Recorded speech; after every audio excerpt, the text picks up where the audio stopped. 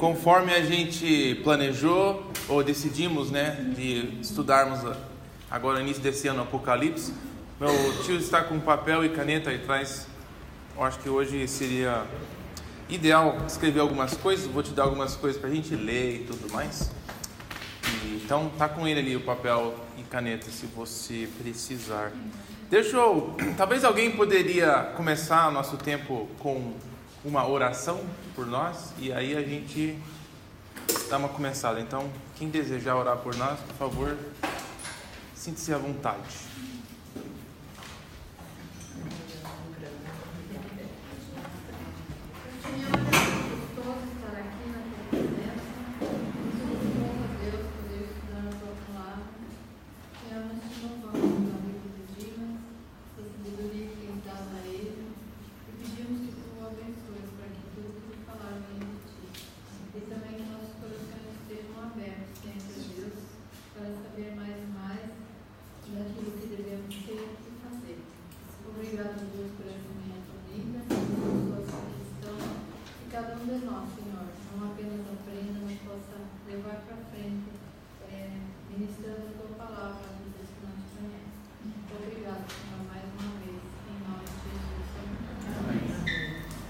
Ótimo. Então, Apocalipse. Escolhemos o livro de Apocalipse. Para quem não sabe, é o último livro na sua Bíblia. Não é muito difícil de encontrar por causa disso. Ele vai nos fornecer vários desafios. Quero falar um pouco sobre o nosso tempo, as próximas semanas aqui. Só para você ter uma noção. Estou pensando perto de 12 a 15 semanas a gente passar nesse livro. Então, perto de 3 meses. Eu acho que seria ideal você pensar que ler o livro algumas vezes. A gente vai ler, quer dizer, você vai ler o livro algumas vezes, eu acho, nos próximos meses. Essas primeiras 2, 3 semanas, a gente vai falar bastante sobre como que a gente vai ler e algumas questões gerais assim sobre o livro. Então é um momento ideal para a gente discutir, fazer assim, você tirar dúvidas e perguntas. Vou tentar tratar algumas coisas gerais sobre o livro, a história do livro, como é que ela é interpretada de algumas formas. Só no início, aí quando a gente entrar mais no texto em si, vai ser diferente. Eu não vou querer falar sobre várias maneiras de interpretar o livro, só nessa parte das primeiras semanas. Então seria ideal a gente conversar bem sobre isso, se você tiver alguma dúvida sobre essas questões, tá? Também vou dar algum tipo de calendário para a gente ir lendo, nessas primeiras 3 semanas e também as 12, sei lá, que vem pela frente, para você poder seguir um ritmo. O desafio desse livro é que ele em si não é assim muito grande, porque tem muita coisa, é que tem várias coisas diferentes e fica confuso. Por exemplo, Levíticos estava tudo dentro da ideia de um sacrifício, de um altar. Então, apesar de ter muita coisa diferente, os capítulos algumas vezes seguem um ao outro. Então, é como sacrificar, os pecados diferentes. Os capítulos tinham alguma coisa a ver com a outra, Em Apocalipse, algumas vezes as visões parecem que tem nada a ver uma com a outra. São coisas tão distintas e fica bem fácil de confundir.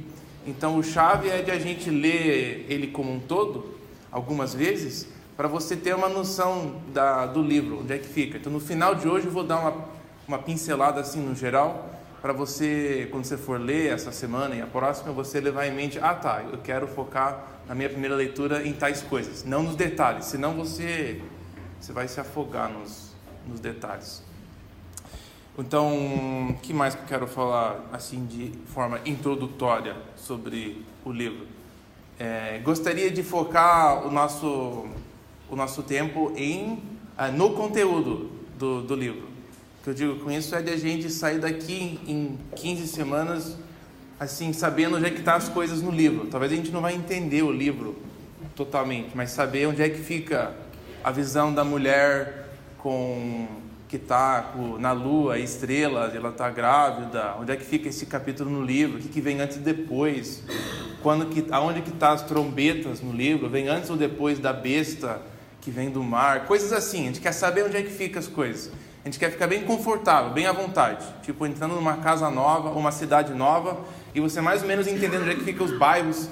Eu ainda estou assim em Curitiba, onde é que fica Santa Felicidade, onde é que fica Cabral, onde é que fica Ouro Porto, onde é que fica...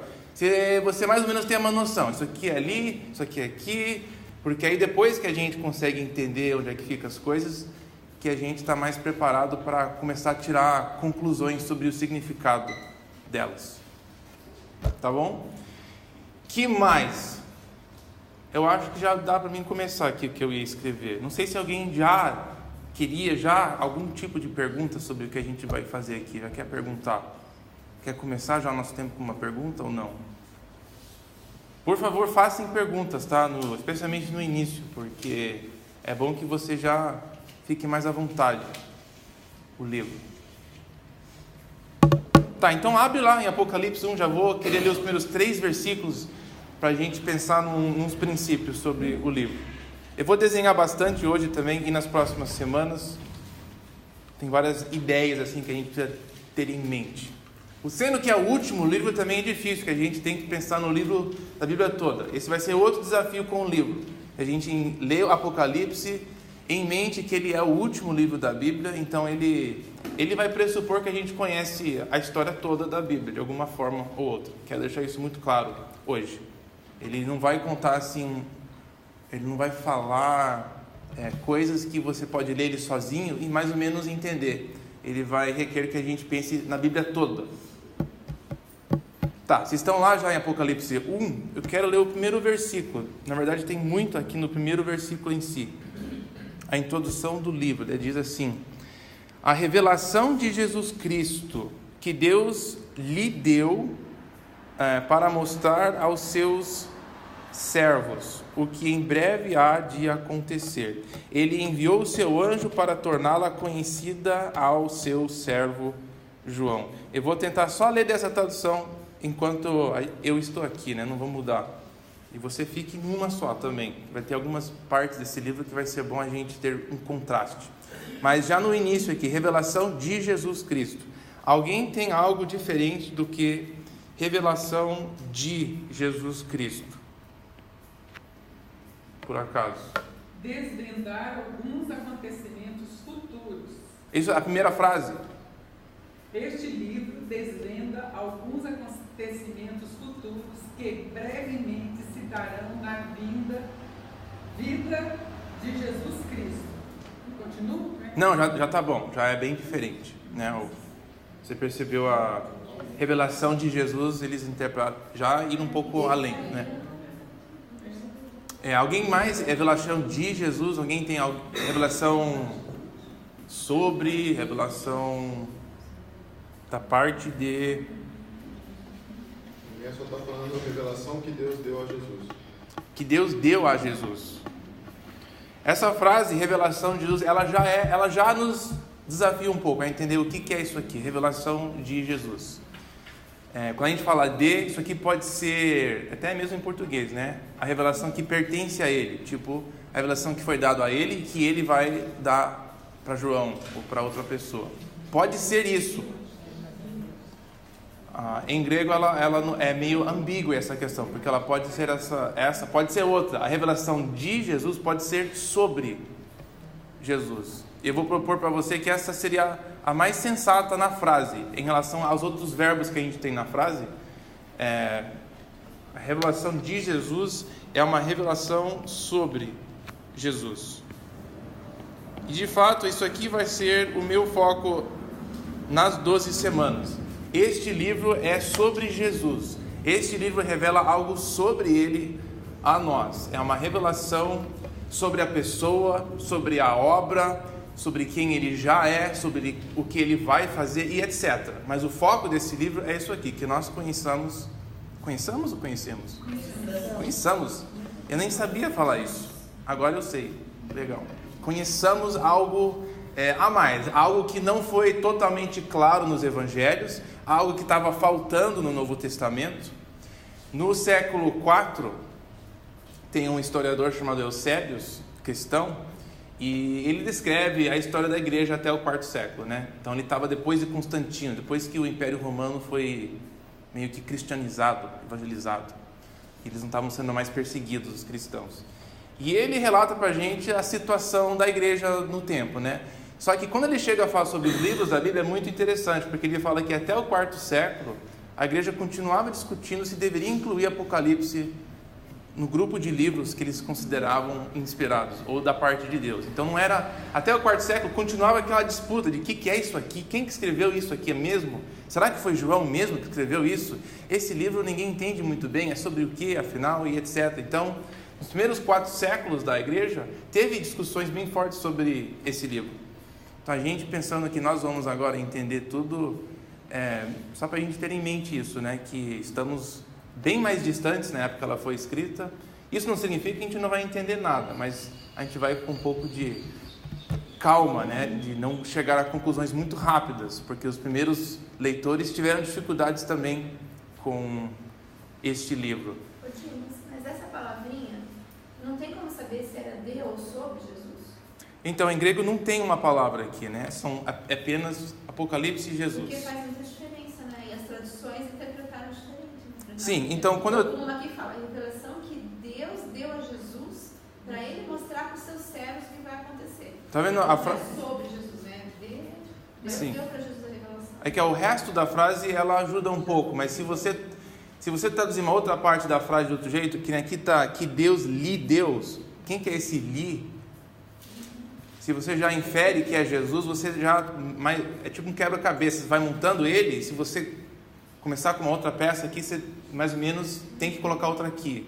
Às vezes é assim na tradução, e você escolhe um ou outro, mas você tem que pegar o todo e achar qual que faz mais sentido no todo aqui. E eu vou propor durante o nosso tempo que o livro revela mais sobre Jesus do que qualquer outra coisa.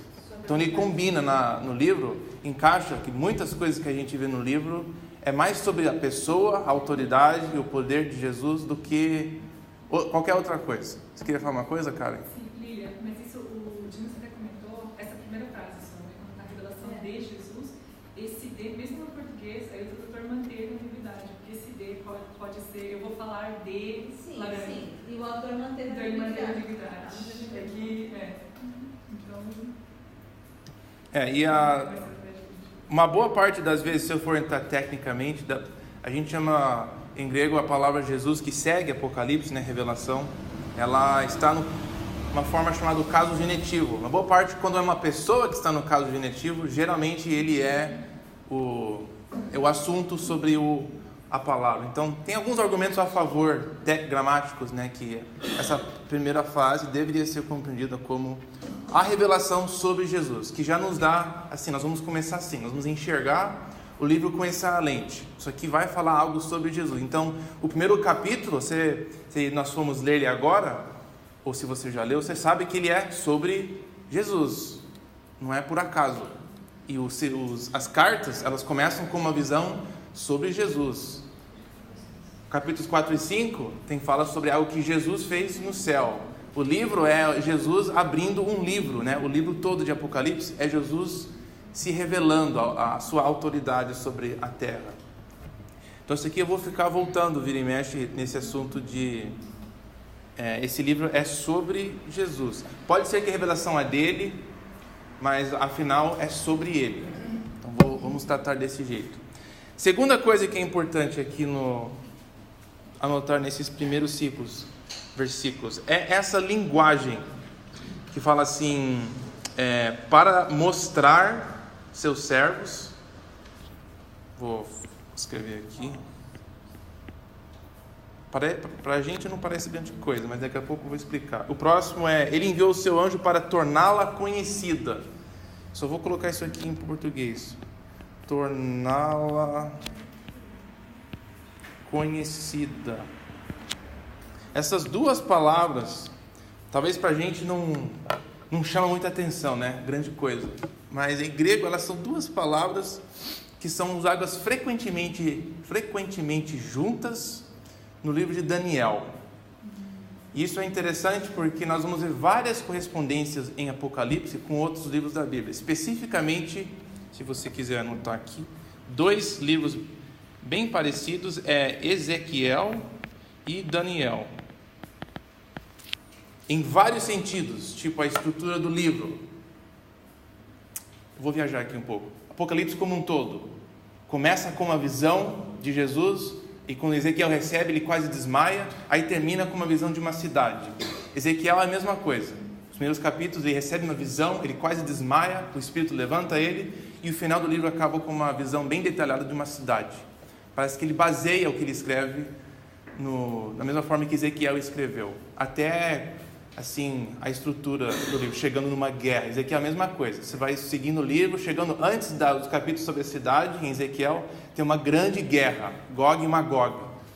E a Apocalipse é Armagedon. Só que ele até menciona Gog e Magog. Então tem várias correspondências com Ezequiel, os temas, as metáforas, os símbolos de Ezequiel, e também várias coisas de Daniel, especificamente a linguagem, como ele fala. Então, quando a gente vê nesse primeiro versículo, mostrar, lhe deu algo para mostrar e para torná-la conhecida, isso é linguagem de sonhos e de coisas meio loucas que a gente vê em Daniel. Então, a gente vai para o capítulo 2 de Daniel agora. Eu quero te mostrar onde essas frases são ecoadas em Daniel, porque ela reflete a maneira da comunicação. Se for um pouco técnico hoje e a semana que vem, são coisas preliminares e necessárias para a gente entrar no livro. Então, Daniel vem logo depois de... É mais fácil de encontrar Ezequiel, e depois, logo depois de Ezequiel, é Daniel. Daniel, capítulo 2.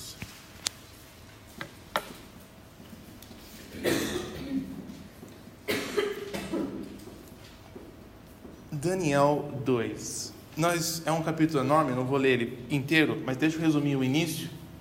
Nabucodonosor, ele ia matar todo mundo porque... Eu falei errado? Tudo bem, me perdoe. Eu falei conheçamos, certo? Então eu tô indo bem. Ele teve um sonho, ficou meio pirado com o sonho, ninguém dos mágicos conseguiam falar para ele qual era o sonho. Ele queria não só a interpretação, ele queria o sonho em si. E ninguém conseguiu, ele ameaçou matar todo mundo em questão de dias, se ninguém soubesse. Então Daniel foi lá e se ofereceu a responder, foi orar, ele recebe, a visão da parte de Deus. E o que é interessante é como ele fala com o rei. Vou começar do versículo 24, para pegarmos este contexto. Então Daniel foi falar com Arioque, a quem o rei tinha designado para executar, especificamente matar, os sábios da Babilônia. E lhe disse: não execute os sábios, leve-me ao rei, e eu interpretarei para ele o sonho que teve. Imediatamente Arioque levou Daniel ao rei e disse: encontrei um cara aqui entre os exilados de Judá que pode dizer ao rei o significado do sonho. Então o rei perguntou para Daniel: você também é chamado Beltesazar. Você é capaz de contar-me o que vi no meu sonho e interpretá-lo? Daniel respondeu: olha, nenhum sábio, encantador, mago ou adivinho é capaz de revelar ao rei o mistério sobre o qual ele perguntou. Deixa eu fazer uma pausa aqui meio engraçada. Eu acho, é meio engraçado ele falar isso, né? O cara está ameaçando a morte de todo mundo, em vez de falar assim, sim, eu consigo, mas aí ele explicar, ele começa assim: ninguém consegue fazer isso. Tipo, que drama, né? Desnecessário na parte de Daniel, eu acho. Mas existe um Deus nos céus que revela os mistérios. Essa palavra revela os mistérios é a mesma aqui de mostrar. O qual Deus, aquele versículo de Apocalipse, qual ele mostrou, lhe deu para mostrar alguma coisa, é de revelar. Ela é a linguagem que a gente vê bastante com sonhos e símbolos. Então, ela é empregada aqui.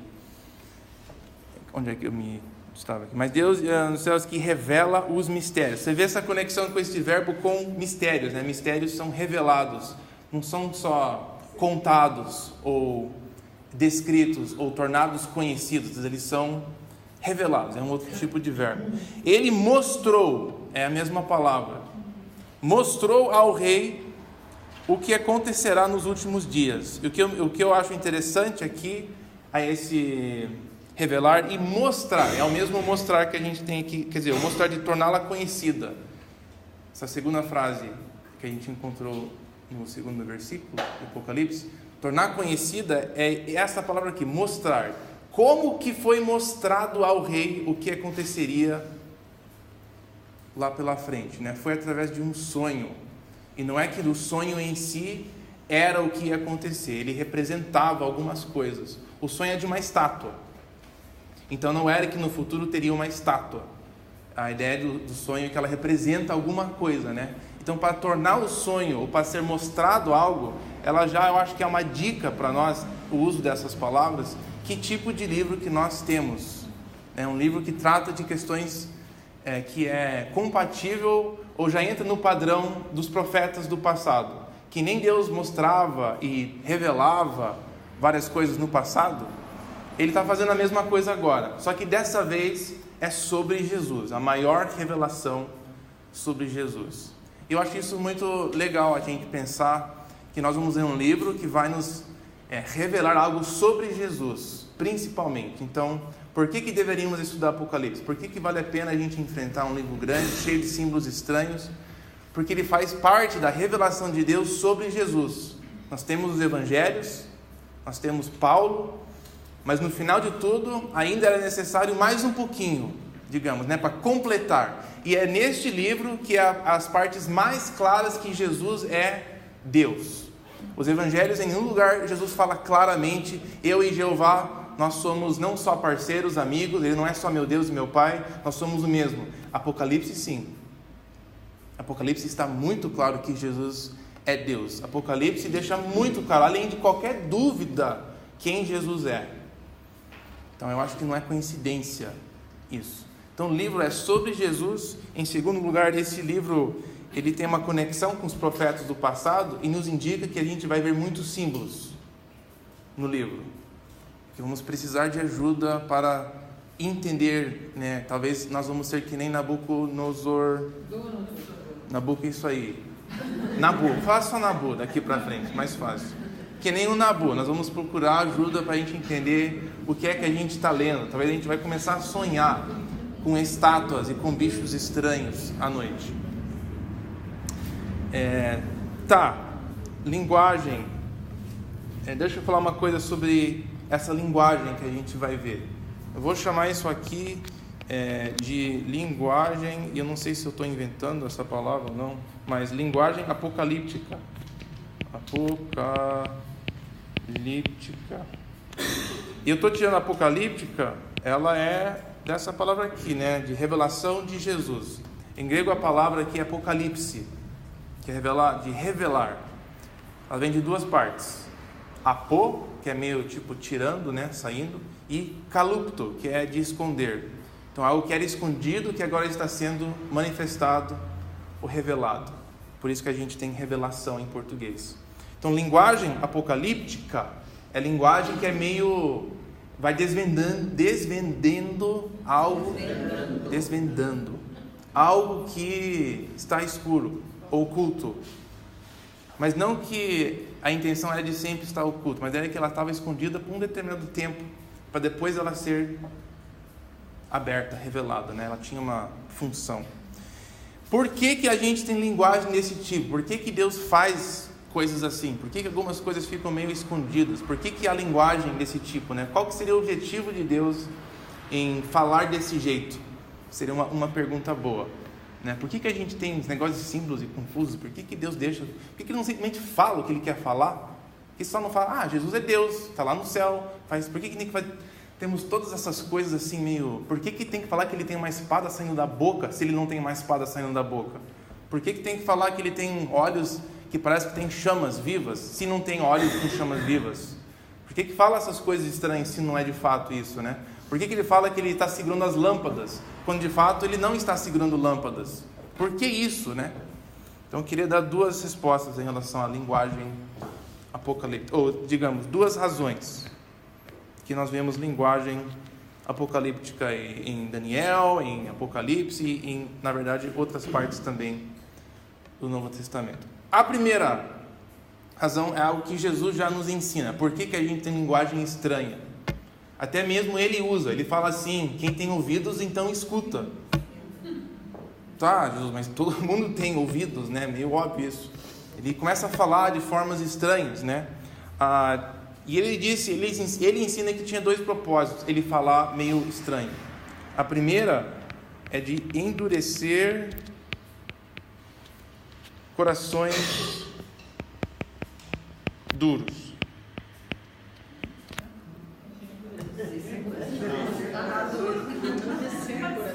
Oi? Não, eu não tô louco. É assim, endurecer ainda mais os corações duros. Então quando ele é confrontado com por que você fala assim? Ele fala, porque eu estou fazendo o que os profetas faziam. Especificamente que nem Isaías. Então, vamos lá, nós vamos viajar bastante aqui. Viajar no texto. Isaías capítulo 6. É um texto que deveria já ser conhecido. Ele é meio conhecido, né? Mas ele é base. Jesus baseia esse ministério parabólico dele, ou esse jeito de falar, em Isaías 6.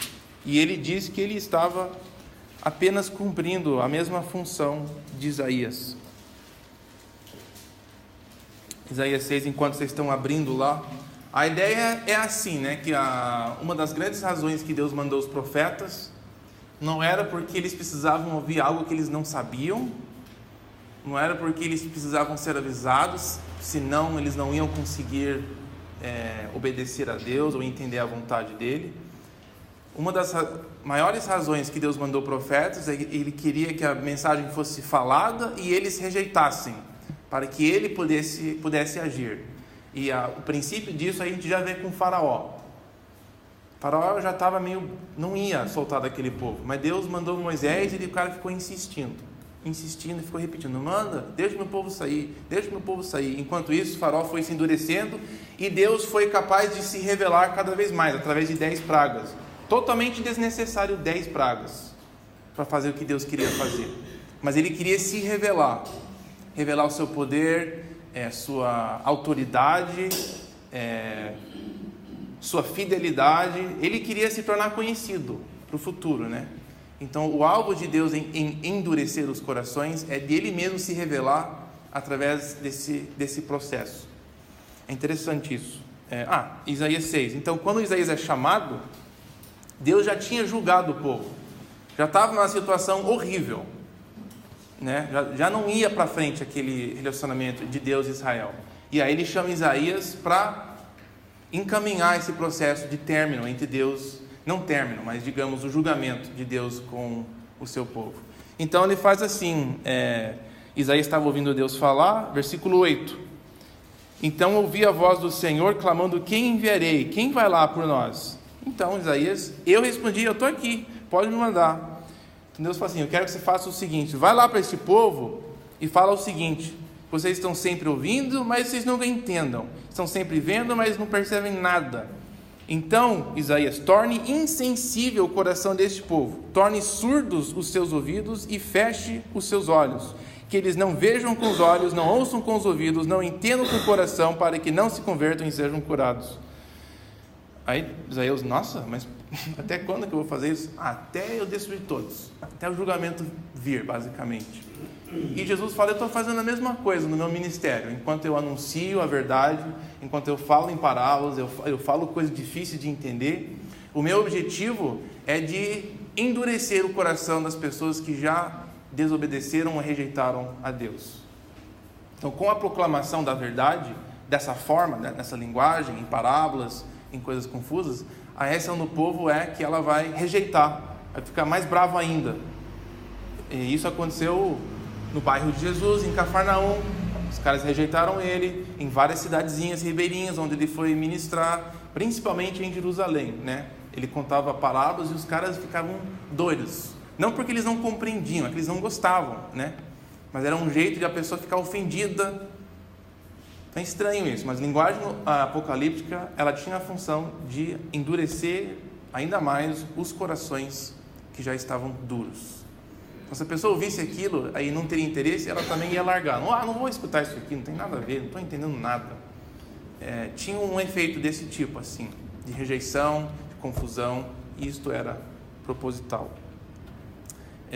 O segundo propósito de ter essa linguagem, o segundo propósito é de acordar quem está dormindo. seja, se tiver pessoas ali que são dele, o remanescente dele, os poucos, que é sempre assim, mesmo no povo de Deus, sempre foi a minoria que realmente estava obedecendo a ele. Nós vimos isso com os sacrifícios, eles quase nunca faziam tudo o que a gente leu em Levíticos, era sempre a minoria.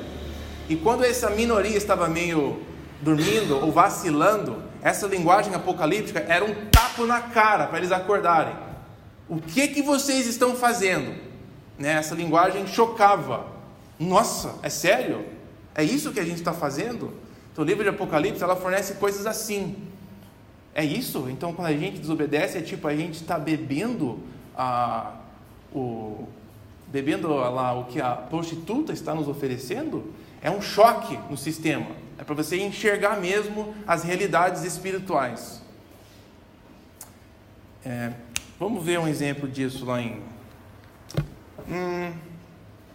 Na verdade eu esqueci. Eu queria te dar uns... Tá, mas vamos lá. Já, depois a gente volta no que eu esqueci. Apocalipse 2.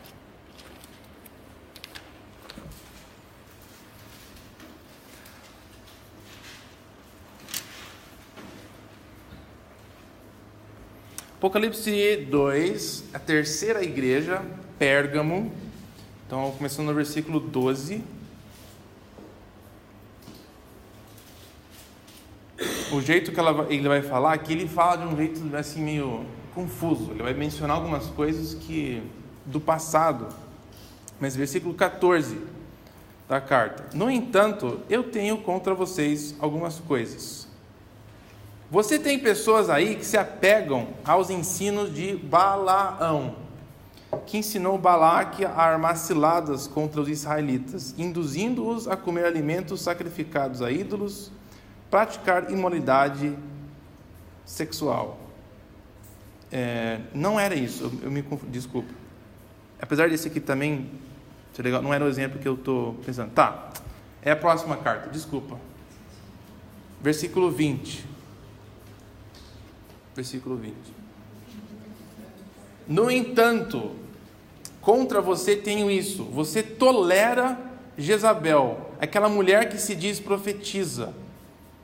Com seus ensinos ela induz os meus servos à imoralidade sexual e comerem alimentos sacrificados aos ídolos. Dei até tempo de você se arrepender, dela se arrepender, mas ela não quer se arrepender. Aí eu vou fazer vocês sofrerem com doenças e matar alguns até.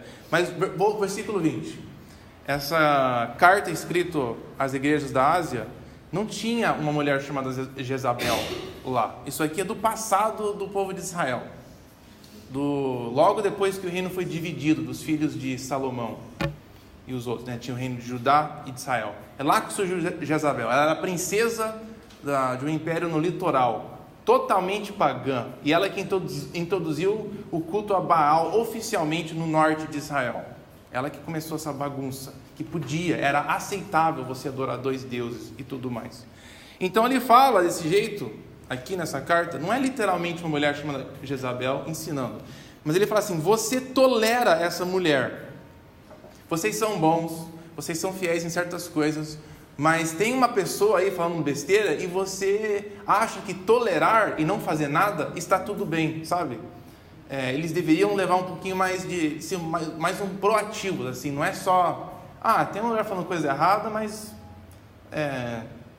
eu estou fazendo a coisa certa aqui na igreja. Nós temos algumas igrejas irmãs aqui que estão mais ou menos desviando, mas a gente está fazendo a coisa certa, então está tudo bem.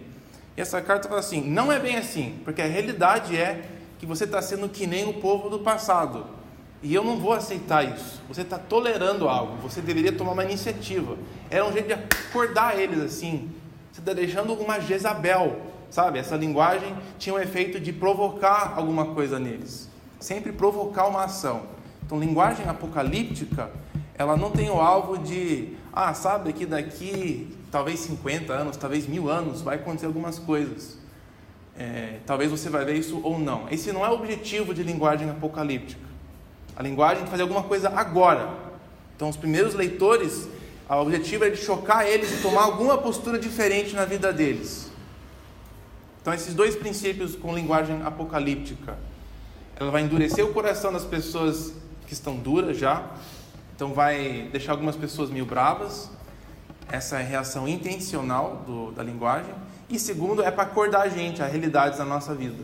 Tem bastante chamados em Apocalipse. Fica alerta, fica esperto, acordem, discernem o número da besta, tal e tal e tal. É a gente discernir realidades da nossa vida.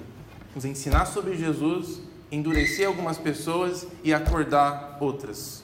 Nós vamos ver isso no livro de Apocalipse. Fala. Esse segundo tópico, eu acho assim, quando João escreveu o Apocalipse, foi mais ou menos 50, 60 anos depois da morte de Jesus, e os judeus viviam um momento difícil por causa de César, e muitos estavam deixando a fé, né, por causa da opressão. Eu acho que, não sei se tem alguma coisa a ver também. Sim, o tempo histórico era a perseguição dos cristãos dos primeiros 3 séculos, né? Eles eram perseguidos, só que nessa época eles eram perseguidos principalmente pelos judeus. Aí depois que os romanos entraram em cena, e que a gente lê em Atos já, que Paulo já estava correndo atrás dos caras e colocando na cadeia. E isso aumentou por um tempo. E aí também é que o Império Romano concedia aos judeus uma certa liberdade de sua fé. Eu toquei, porque você falou da Jezabel, para cultuar Baal. E muitos, naquela época, estavam cultuando César, de Deus, não sei, o que fiz. Quando você falava, eu viajei.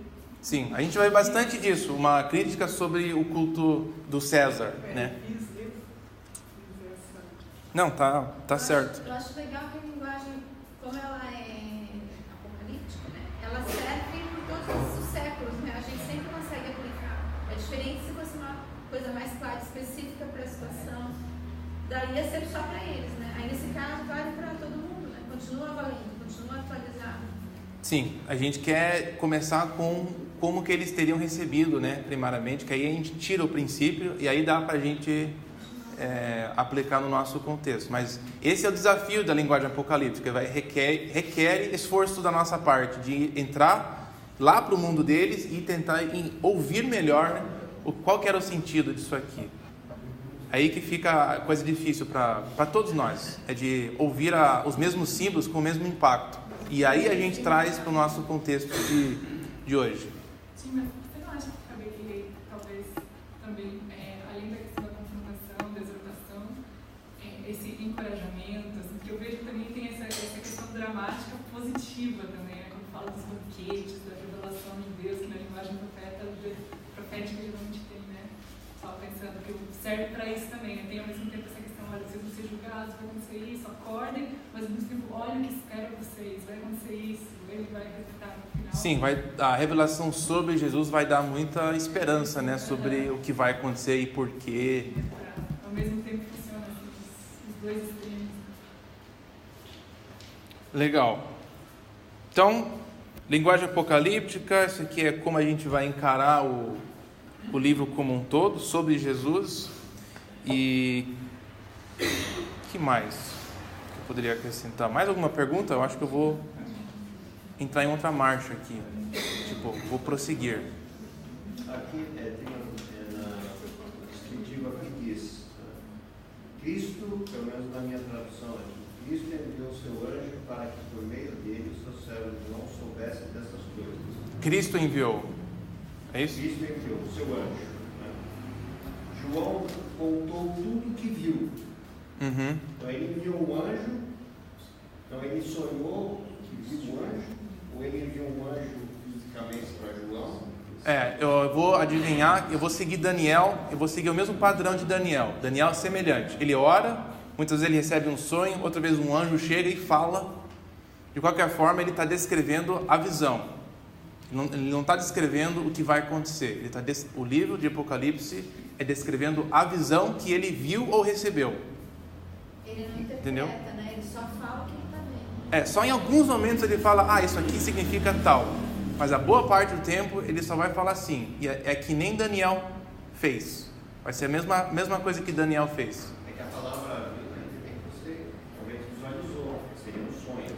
E essa faz parte que eu estava falando dessas palavras, ela já indica pra gente como deveríamos ouvir, palavras que nem ver, mostrar, tornar conhecido. É linguagem bem semelhante a Daniel, aonde ele estava vendo visões, né? Isso pode ser com os olhos fechados. Inclusive a palavra profeta, antes dos profetas serem chamados profetas, eles eram chamados pessoas que veem. E não que eles viam coisas, é mais que eles recebiam uma visão. Também a palavra também, profeta, Oi? É evidente, talvez, a palavra que eu estava pensando, que é a palavra simplesmente de ver em hebraico. A pessoa que vê. Não é que ela vê, é que ela vem e fala a palavra de Deus. Ela está entendendo ou recebendo a palavra que vem, né, do alto, digamos. Então a palavra ver em si, ela não indica que ele... Pode ser que ele viu. A ideia é que o que ele escreve, ele quer descrever uma visão, ou da forma de visão, e aí a gente tem que nem Daniel, meio que fazer uma... Mas onde é que fica o anjo nesse contexto? É o intermediário. Digamos, fisicamente, onde é que ele estaria? Eu não sei fisicamente, eu não sonho. É que não é um sonho, é uma visão, né? Ele não estava dormindo, ele estava acordado, né? Não é? Mas tem um negócio. Bom, a gente não chegou ainda nos primeiros versículos, mas ele pode ser um... O anjo pode ser que ele veio e falou, Arujos, no caso, né? Se a gente tentar querer compreender essa parte, ele veio e falou. Tem várias vezes em Daniel que acontece assim. Eu tenho a tendência de achar que é tudo um livro, e ele quer falar de alguma coisa que vai lembrar a gente que nem Daniel escreveu, está no mesmo nível de revelação. É divino, vem de Deus. Eu acho que tem algumas dicas no primeiro capítulo aqui, que tem várias introduções. Ó, se você ler o primeiro versículo, revelação de Jesus. Aí você pula para o versículo 4, João, para a série de igrejas. Aí você pula para o versículo 9, eu, João, irmão. Ele se introduz umas 3 vezes. E quando a gente fazer o primeiro capítulo junto, eu vou querer dar uma olhada e falar qual que é o impacto disso, dessas introduções diferentes. Que eu acho que ela indica para a gente que isso aqui é tudo uma carta. É uma obra literária, um jeito de escrever, né? Ele nos convida a entrar nessa obra literária, tipo que é como se nós estivéssemos lá ouvindo os vários anjos falarem também. Mas a gente chega lá, quando a gente chega no primeiro capítulo. Ele estava orando quando ele recebeu o primeiro chamado lá de visão. Interessante, né? Ele estava no Espírito, no dia do Senhor. Por causa da palavra, ele estava no Espírito orando. Sim, vai ser bem semelhante aos profetas. É assim que eles também recebiam. Às vezes do nada. Estão andando, tum. Estão dormindo, recebem. Estão alimentando gado lá fora e recebem uma visão. É bem semelhante.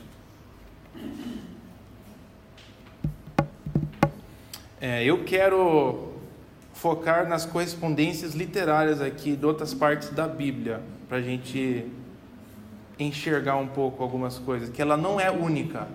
Porque a gente vai ver, a linguagem Apocalipse, ela não é única, é especial. Ela é quase não tem nada nela que não está em outro lugar na Bíblia. Por chocante que isso pareça. Quase nada nela assim, isso aqui nunca foi falado na Bíblia. Não, ele repete bastante símbolos do passado. Deixa eu te dar... Não quero te dar um exemplo disso. Depois eu te dou no final, se não tiver um tempinho. Vamos fazer o seguinte, então.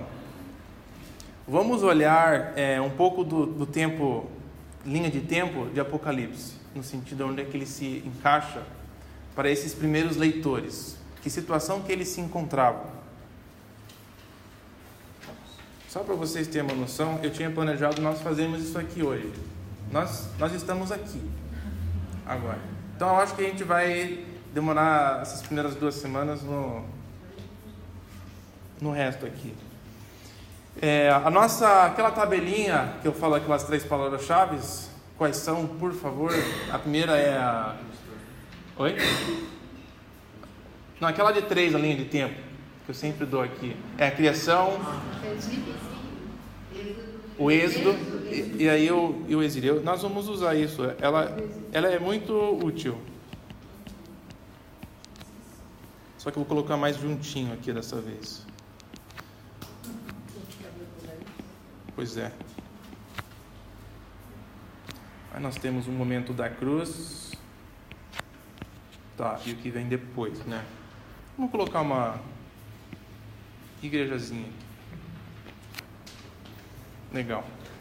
Tá, criação, êxodo, exílio. O tempo de Israel, o tempo antigo, chegando até o tempo de Cristo.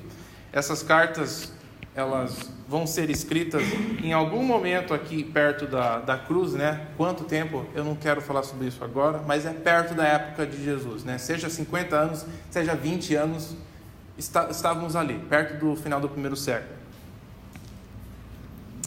Então, aonde que eles se encontravam nesse momento, até a época da cruz? Qual que era a situação, né, que eles se encontravam? Isso é muito importante para a gente entender o que o livro de Apocalipse está falando, tá? As questões de qual é o significado de Apocalipse tem muito a ver como que você enxerga esse momento aqui da cruz. Eu vou te falar isso agora. Apocalipse significa o quê? É sobre o futuro, né? Todas as perspectivas diferentes sobre o livro tem tudo a ver com essa questão aqui. Qual que é o significado da cruz para tudo o que aconteceu antes? Dependendo da sua resposta a essa pergunta, ela determina o que mais sobra então para acontecer e o que o Apocalipse se trata. Quero te mostrar isso agora. Nesse período antes da cruz, o último evento que eu tenho escrito aqui é o exílio. E fizemos a Levíticos e foi muito bom, porque o exílio a gente viu diretamente um problema do Levítico, né? É uma consequência de desobediência do livro de Levítico, das leis que Deus mandou.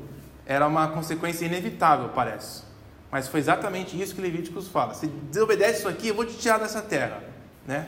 E isto é exílio, ser mandado fora da presença de Deus. Ele não aguenta o pecado e essa desobediência. Eventualmente acumula tanto pecado ali no altar, né, que ela não é limpada, aquela sujeira, e Deus tem que falar: sai daqui.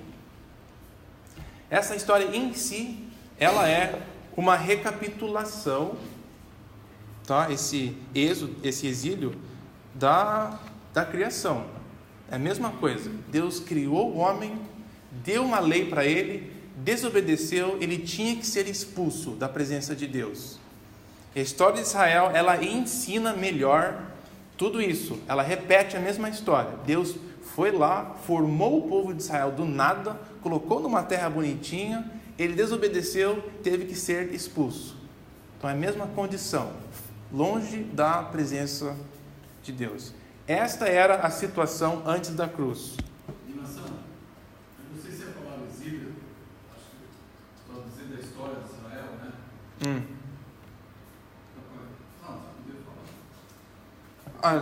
Se está confuso a palavra exílio? Não é confuso. Só quem sabe alguém não está entendendo o exílio. Onde ele tirou essa palavra? O que é a palavra exílio? Está entendendo o quê?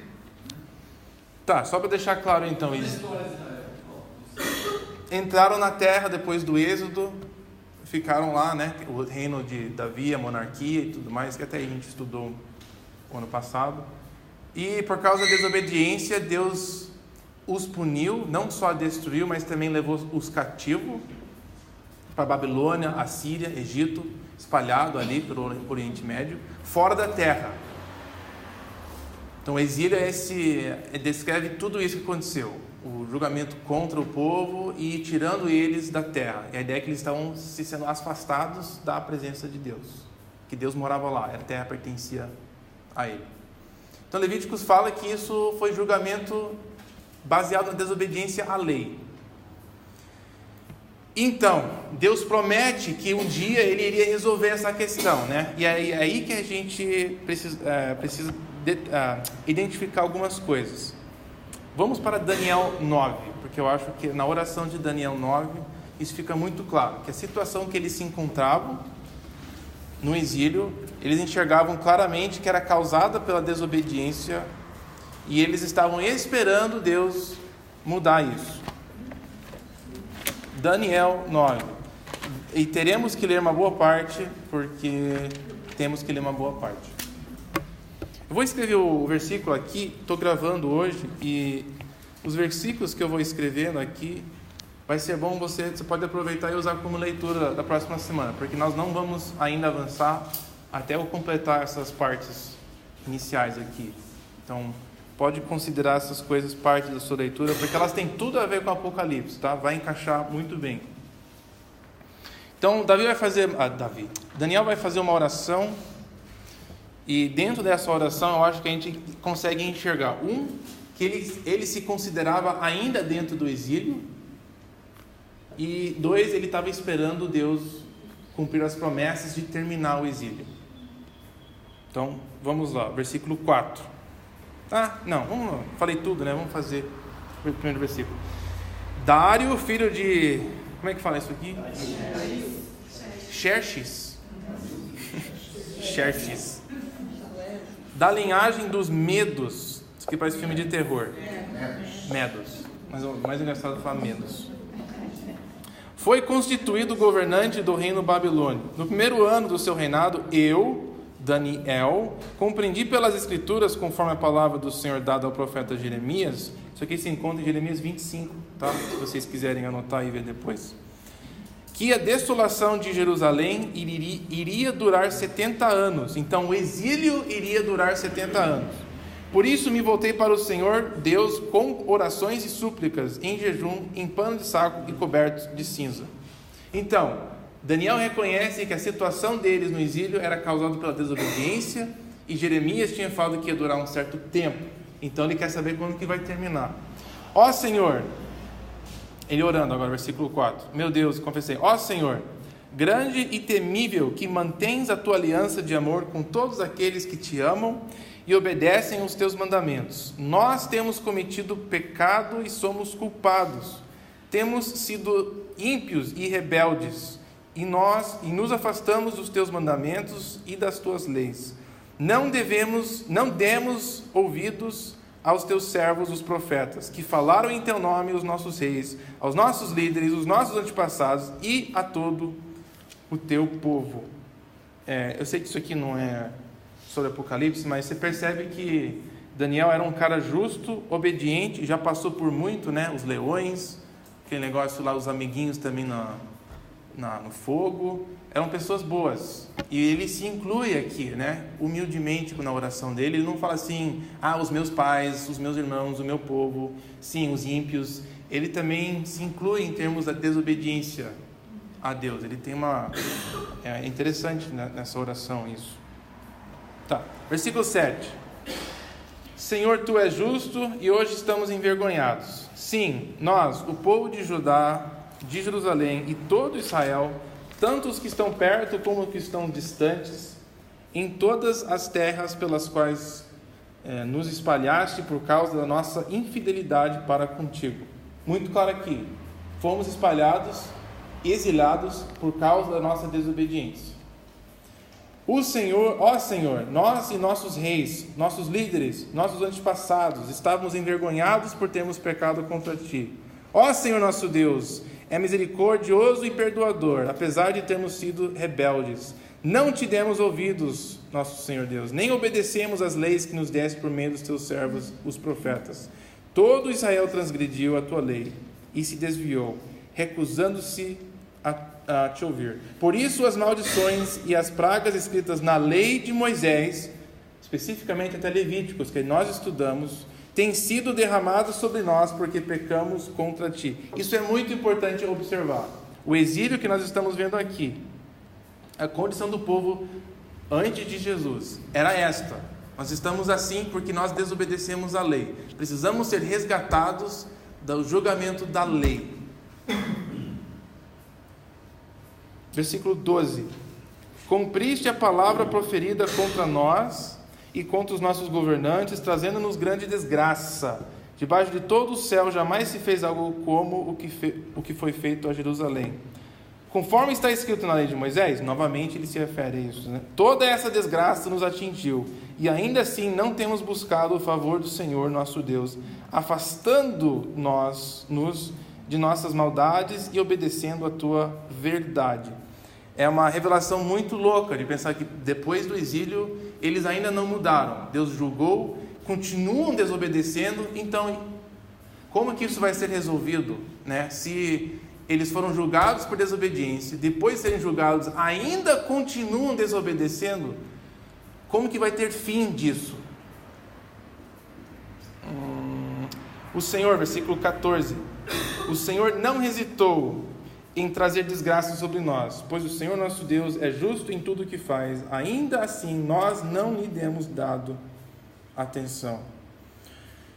Ó Senhor nosso Deus, que tiraste o povo do Egito com mão poderosa e fizeste para ti um nome que permanece até hoje. Nós temos cometido pecado e nós somos culpados.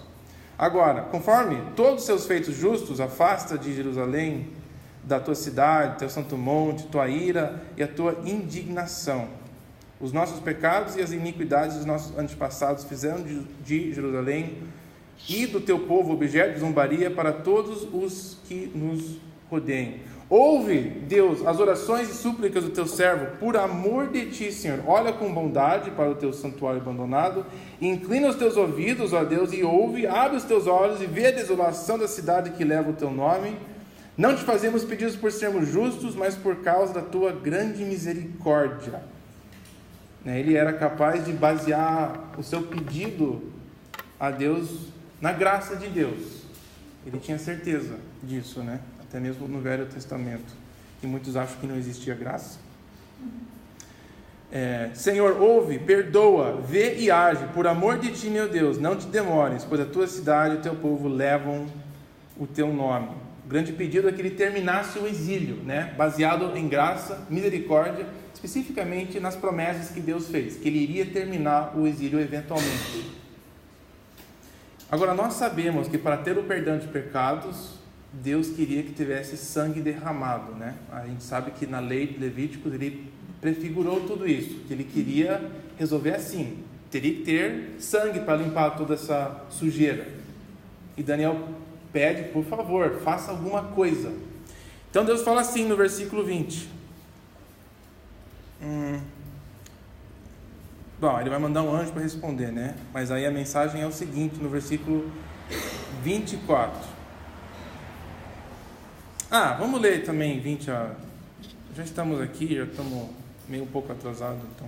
Enquanto eu estava falando e orando, confessando o meu pecado e o pecado de Israel, meu povo, trazendo meu pedido ao Senhor, meu Deus, em favor de seu santo nome, enquanto eu ainda estava em oração, Gabriel, o homem que eu tinha visto na visão anterior, veio voando rapidamente para onde eu estava, à hora do sacrifício da tarde. Ele me instruiu e me disse: Daniel, agora vim para lhe dar percepção e entendimento. Assim que você começou a orar, houve uma resposta que eu lhe trouxe porque você é muito amado. Por isso, preste atenção à mensagem para entender a visão.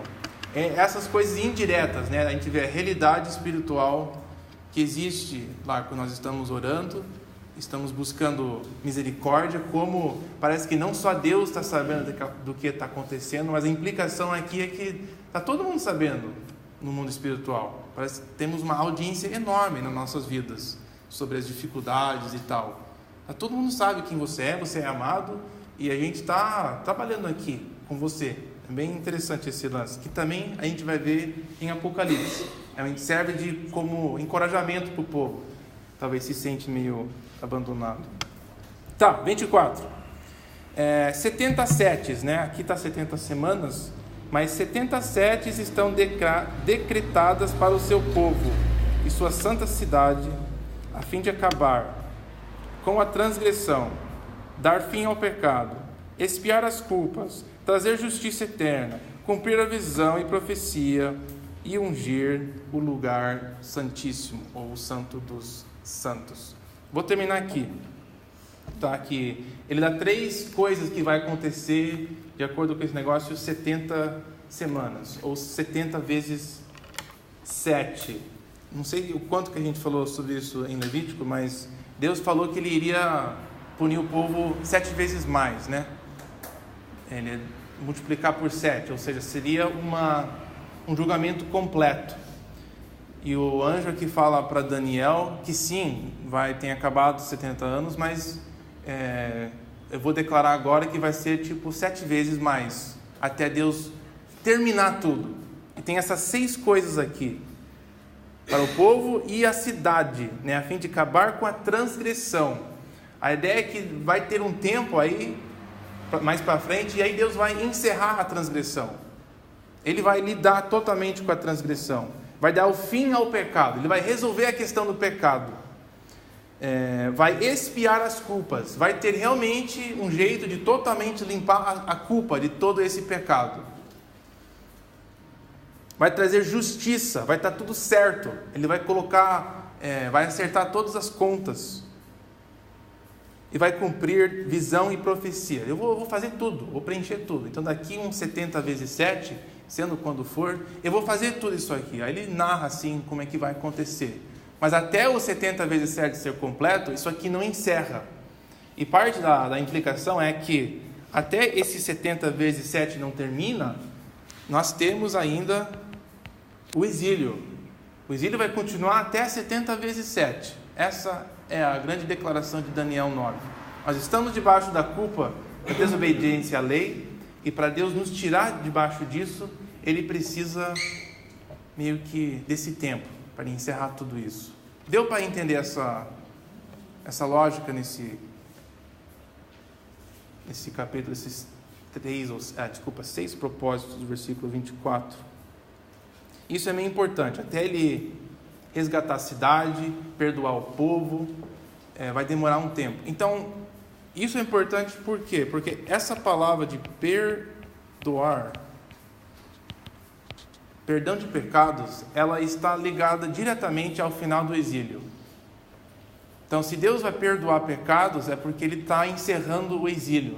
Você vai começar a entender o que eu estou querendo falar daqui a pouco. Perdão de pecados tem tudo a ver com o final do exílio. Você não está mais debaixo do julgamento de Deus. Perdão de pecados, primariamente para os judeus, é que Deus vai agora terminar essa questão do julgamento, desse exílio. Não era eles estavam esperando um dia ir para o céu e morar eternamente no céu, sair da terra. Não, eles queriam voltar para a sua terra.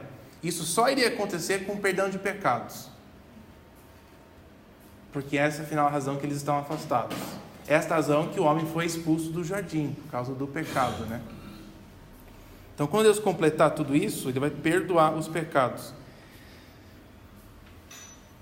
Isaías, capítulo 40. Só uma pergunta. Por favor, mas só uma, viu? Ele começa falando de 70 semanas vezes 7, depois lá embaixo ele já fala em 7 vezes 62 semanas. Ele divide os 70 em vários blocos. 72, aí mais 7, aí 69, aí tem uma última final. E quando a gente... Não pensei em hoje entrar nisso, que a gente não tem o tempo, mas a gente vai dar uma dividida nesse... Por que ele fala assim? Ele usa vários tempos, mas o importante é esse completo, que quando terminar tudo isso, aí que eu vou perdoar os pecados. Isso é chave, eu acho. Então, Isaías 40.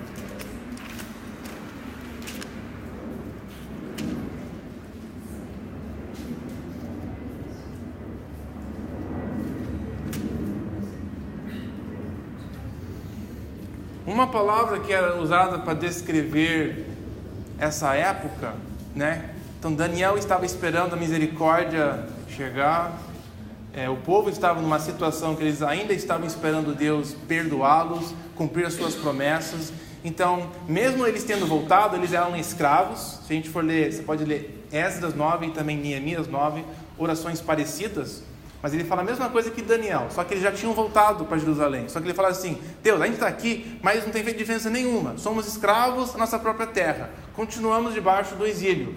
Precisamos que você cumpra as suas promessas, né? Então tinha um termo usado para descrever quando esse dia viria.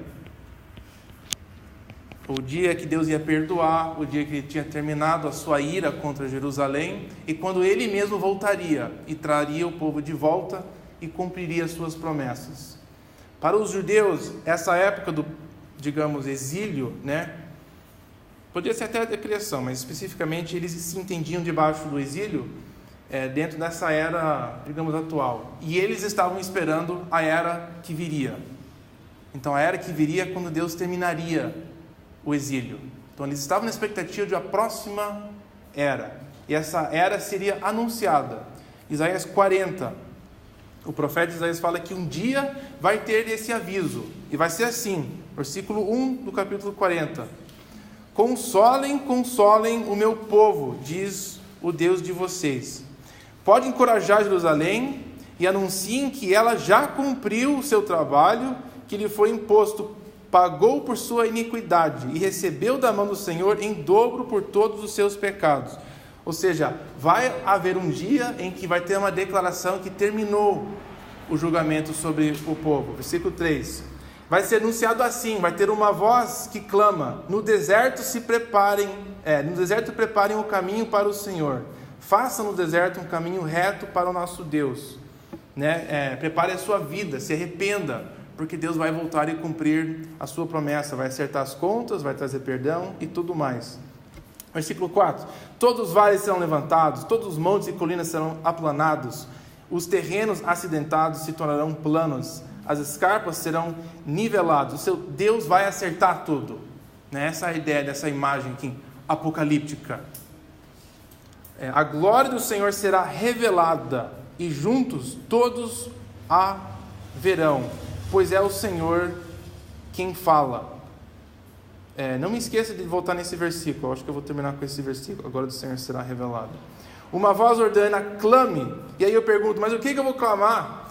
Que toda a humanidade é como relva, toda a sua glória como as flores do campo. Ela murcha, cai a flor, quando o vento do Senhor sopra sobre eles. O povo não passa de relva. A relva murcha, versículo 8, As flores caem, mas a palavra do nosso Deus, ela permanece. A palavra de restauração, essa promessa que Deus fez de vir, Ele vai cumprir isso. O homem pode passar, o profeta pode morrer, impérios vão parecer, eles vão ser destruídos, mas a palavra de Deus vai ser cumprida.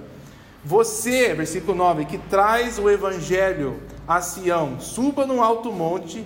Você que evangeliza Jerusalém, erga sua voz com fortes gritos. Erga e não tenha medo, e fala para as cidades de Judá: o seu Deus está aqui. Ou Ele está próximo, ou Ele está voltando. O soberano Senhor vem com todo o poder, seu braço forte vai recompensar, vai trazer justiça e etc. A palavra usada para anunciar este dia era evangelho, que a gente viu ali, boas novas. Este é o termo que foi dado o nome dos primeiros 4 livros do Novo Testamento, porque foi reconhecido que essa história narra o evangelho prometido por Isaías. Marcos, inclusive, começa a sua carta com isso. Isso aqui foi o que Isaías escreveu. Ele escreveu que um dia acabaria o exílio, que Deus ia cumprir tudo que Ele prometeu pelos profetas, que Daniel, que Jeremias avisou, e este é o Evangelho. E Jesus trouxe o Evangelho, Jesus cumpriu, Ele é o Evangelho. Especificamente, Ele é a presença de Deus. Diz aqui o versículo 5 que eu falei, A glória do Senhor será revelada e juntos todos a verão.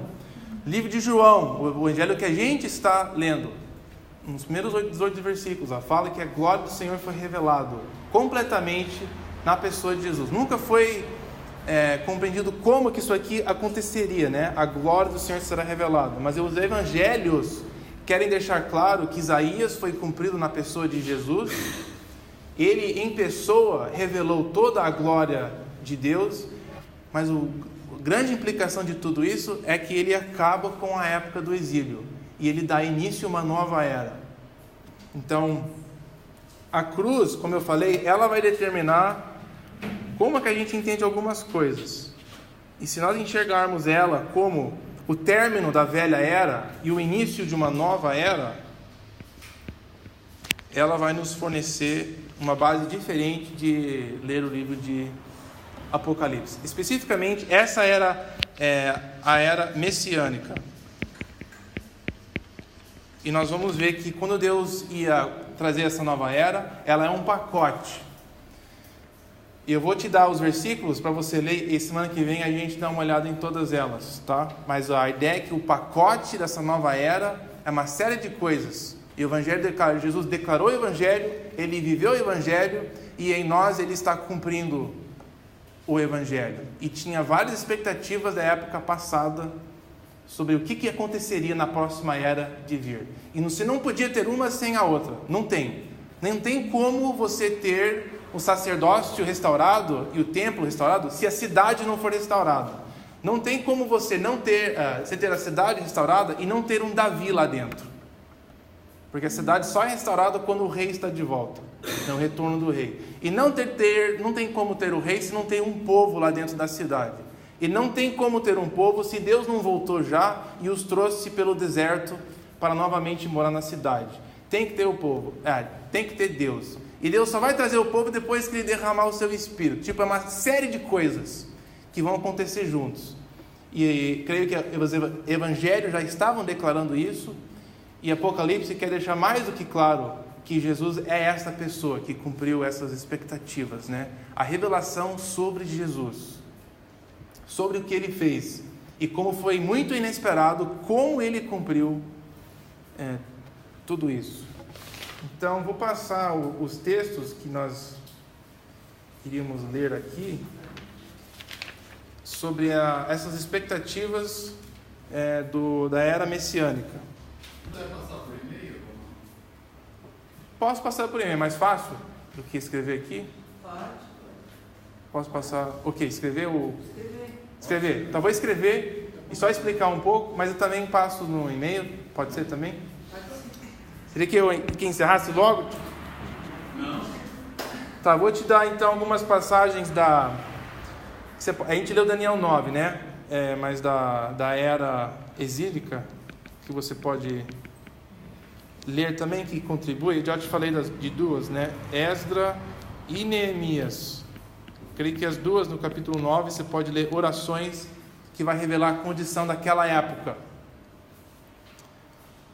Outro texto que você pode ler aqui em relação a isso é Salmo 89. Esse salmo vai ter Davi mencionado bastante. E o foco desse salmo é que você leia o final desse salmo, que o final ele vai revelar a situação atual deles. Deus te prometeu isso, fez tudo aquilo, mas agora a gente está assim. E cadê as promessas que você fez? Não tem como Deus cumprir as promessas e não ter um Davi, e não ter um outro Moisés, e não ter um outro sumo sacerdote, e não ter um templo limpado, reconstruído, e não ter uma cidade santa, etc, etc, etc. Não tem como cumprir uma só e não os outros. E não tem como ter tudo isso e não ter perdão de pecados. Tá, então, acho que em relação ao tempo passado, deixa por isso, que já é bastante isso. Mas nessa era messiânica, eu tenho muita coisa aqui, então não se sinta assim. A gente vai dar uma passada nele semana que vem. Um dos temas é o reino davídico, o reino de um Davi, né? Vou colocar só o reino Davi aqui. E isso você encontra no Salmo 2, 2 Samuel 7, um dia para frente, né? Posso adicionar mais, mas eu vou pular. A era messiânica também seria marcada por um novo templo.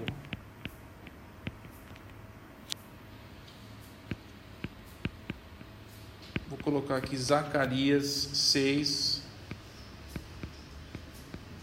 9 a 15. Nossa, eu estava muito tonto pensando que a gente iria tudo isso hoje. Tá louco. Também uma expectativa de ter uma nova Jerusalém.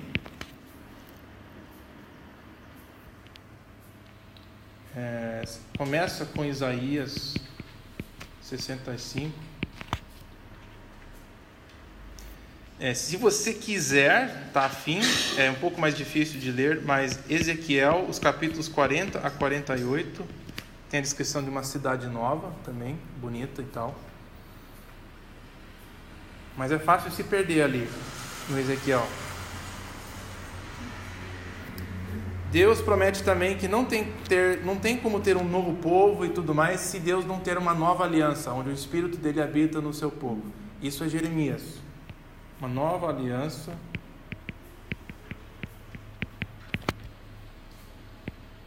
Jeremias 31. 31 a 40. E também aproveite, sendo que você está lá nos 30, Aproveite 33, 14 a 16. Melhor já ler a Bíblia inteira. Oi? Já lê Gênesis, Apocalipse. Não, eu falei, as próximas semanas vai ser assim, né? A gente vai... bom, vocês que escolheram o Apocalipse, então se virem. Eu avisei. Não tem como ter tudo isso se não tiver um novo sacerdócio. Você falou no começo que implica que a gente já sabia o conteúdo da Bíblia. Sim. E a semana que vem, se a gente não fizer todos esses, o meu ponto-chave que eu quero ver é que quando a gente lê a história de Jesus, ela faz muito mais sentido se nós entendemos que existia esse pacote. Porque as poucas frases que ele fala, e como ele irrita tanta gente, só faz sentido se existia esse pacote e Jesus estava falando, gente, esse pacote sou eu. Aí o pessoal ficou indignado, porque implica que se eles não estão em bons termos com ele, eles estão fora, sabe? Mais ou menos isso. Então eu vou, semana que vem, vamos vendo, né, o que vai acontecer. Salmo 110, para você ver que tinha uma promessa de um novo sacerdócio.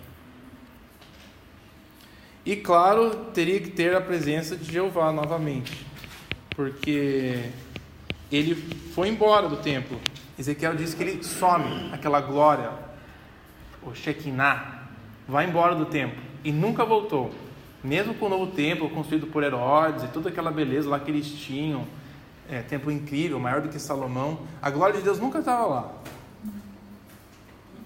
Até que um menino de Nazaré, de Belém, foi lá um dia. E isso você pode ler Deus falando que ele vai voltar lá em Zacarias 8. E você vê claramente que não tem como aquela cidade ser restaurada se a presença dele não está lá. Pode construir os muros, pode montar de novo o templo, fazer o que você quiser. Mas se a presença de Jeová não estiver lá, ela não é a cidade que ele prometeu. Você vê uma coisa interessante lá em Ezequiel?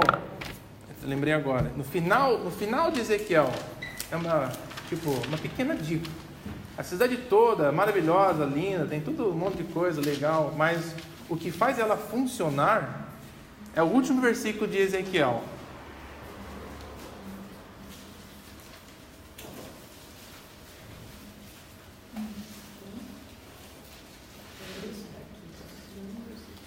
O que faz tudo aquilo valer a pena e ela ser uma cidade boa é o final.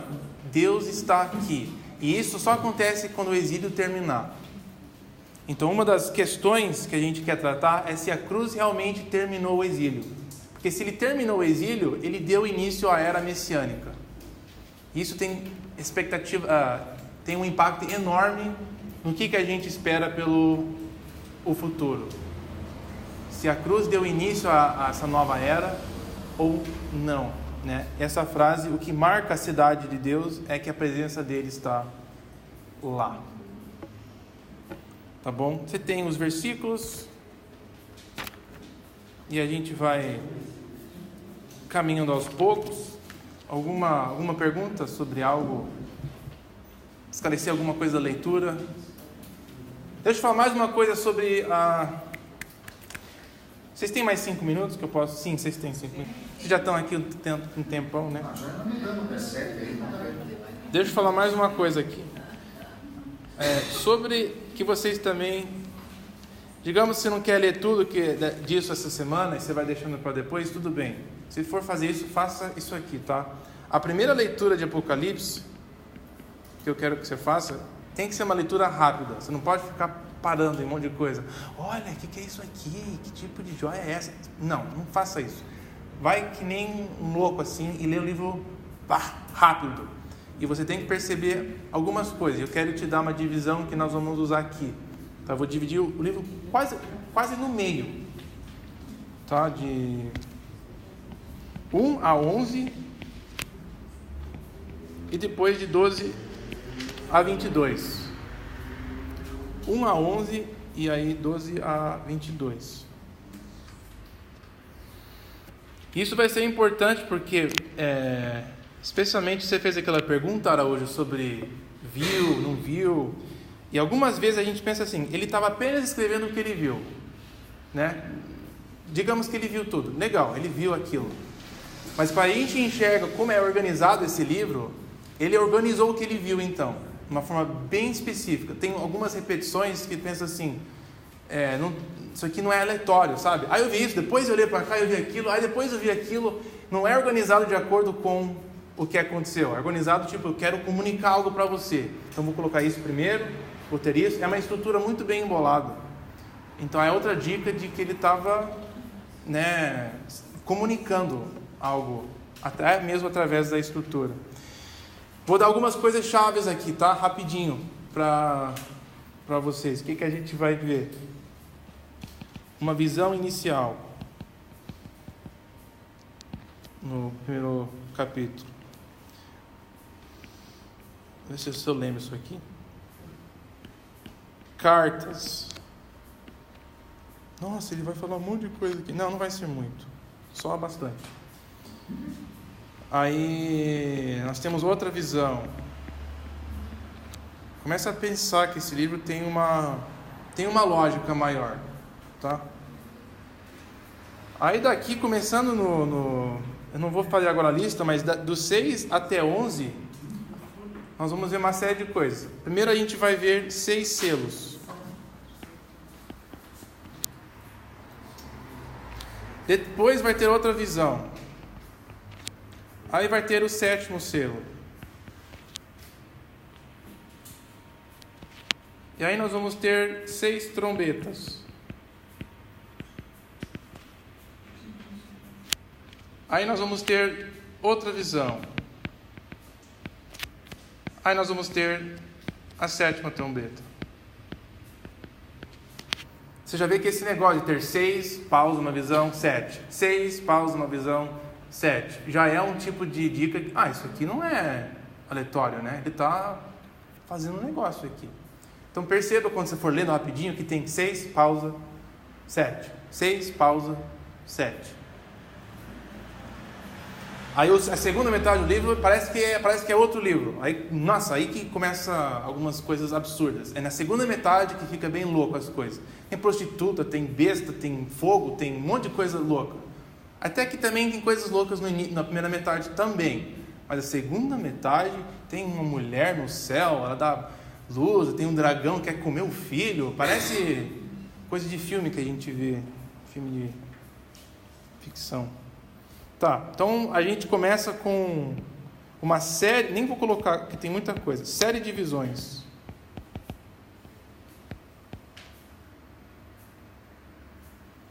Estou dando bastante coisa, mas sendo que eu estou dando bastante, deixa eu fazer por completo então. Uma pergunta você deve fazer nessas séries de visões. Vai ter que passar por e-mail. Isso aqui vai estar no YouTube, então. Aí do 7 ao 11 é trombetas. Eu não coloquei capítulos aqui em cima, tá? Mas do capítulo 6 até o capítulo 11, você tem o que está por baixo. 6 selos, uma visão, 7º selo, 6 trombetas, uma visão, 7ª trombeta. Tem uma visão também conjunto com o 7º selo, mas mais ou menos assim. Quero que você fique perguntando, na segunda metade do livro, essas visões, que vai ter uma depois da outra, se elas são algum tipo de sequência ou não, tá? Só não para você responder, só para você começar, que já quer, quando a gente chega lá daqui 6 meses, você já esteja pensando sobre isso. Tá, nós temos uma série de visões, e aí uma grande mudança é no capítulo 16, a gente tem 7 taças.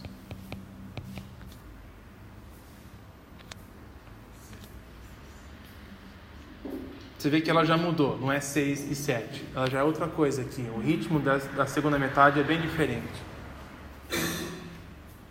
E o tempo todo, de 12 a 22, isso aqui é uma sequência. As visões são totalmente independentes, ou elas são dependentes uma da outra. Vai percebendo coisas que vão assim, que percorrem a segunda metade inteira. Aí do 17 até 22, nós temos uma última série de visões, basicamente.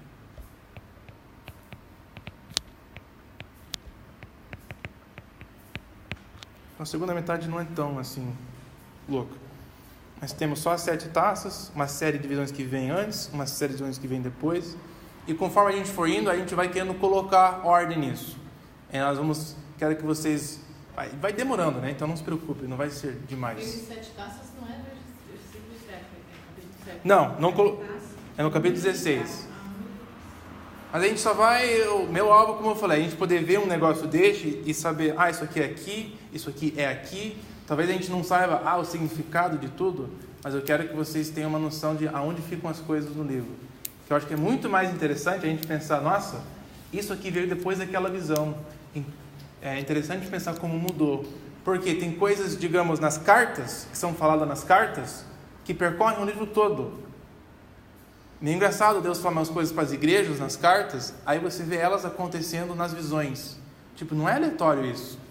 Uma frase, se você me obedecer e vencer, você vai ter um novo nome, ou você vai comer o pão, não sei daqui. Aí a gente vê, essas coisas, elas aparecem nas outras visões. Então, todas as partes da carta, elas estão interagindo uma com a outra. Então, primeiro a gente quer ter uma noção de onde que elas ficam. E aí a gente vai conversar depois sobre, que tipo de mensagem isso comunica para nós. E talvez, que para eles primeiro e depois para nós. Tá bom, bastante coisa, bastante leitura, mas vai devagar. Na primeira, assim, estoura ela. Vai assim, eu vou ler tudo aqui. Em uma semana eu vou ler 22 capítulos. Mas não se preocupe em entender nada. Só de você, você está passeando uma viagem. Está de carro, está indo, você não está parando em todas as partes. Você para usar o banheiro ali, aqui, tudo bem. Mas não vai parando toda vez que o bairro muda, sabe?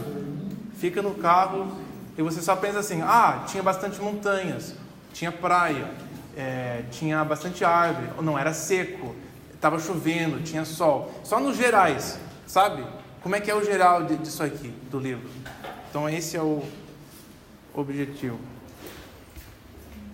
Ok, deixa eu orar para a gente encerrar. E aí temos um intervalo e começaremos a segunda metade da primeira aula. Senhor, muito obrigado pelo livro de Apocalipse. Pedimos que enquanto a gente lê ela, que também nós somos envolvidos na mensagem, na história dela, que ela encontre lugar no nosso coração, na nossa cabeça, que ela nos desafie a enxergar o mundo com os teus olhos e principalmente que ela revele para nós mais sobre o teu Filho, a obra dele, a pessoa dele, o que ele faz agora por nós, o que ele fará por nós e como o Senhor tem cumprido todas as suas promessas e o que isso implica para nós, como devemos viver, como devemos ser sábios na maneira que a gente enfrenta o dia a dia aqui. Então abençoe essas próximas semanas, ou meses, ou anos, e nos dê a força, a vontade também de querer ler e de passar o tempo necessário para fazer isso. Em nome de Jesus, amém.